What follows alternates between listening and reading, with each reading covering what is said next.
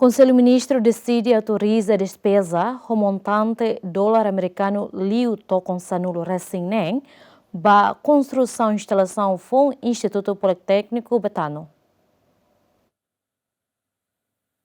E a reunião com os ministros quarta, o projeto deve apresentar o ministro Planeamento no Investimento Estratégico Gastão Francisco de Souza decide de autoriza a despesa o montante dólar americano liu tocam sanulo recém relaciona a execução obra construção e instalação FON Instituto Politécnico Betano e o município Manufahi. O projeto de halo parte e a plano de desenvolvimento integrado deve prever ONA e a plano estratégico de desenvolvimento nacional tinha rua sanulo recém rua tolo o objetivo central é atuação e qualidade de ensino superior no ramo de informação recursos humanos qualificados e a área estratégica para desenvolvimento nacional. Construção Instituto Politécnico Betano.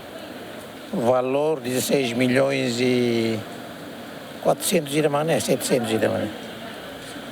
Esse está mostrando até agora é Betano no Instituto Politécnico.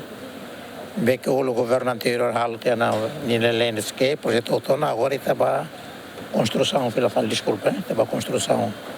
Deve o impulso autorização do Conselho Ministro para logo que processa aprisionamento. Além de a reunião, o Conselho Ministro aprova mais projeto de decreto-lei e apresenta o Ministro Presidência do Conselho Ministro Azio Pereira com a alteração da rua para decreto-lei número atulo recém-hito para a rua Rona Sentolo, Rona Sentolo, Fulan Agosto, deve aprova orgânica Presidência do Conselho Ministros.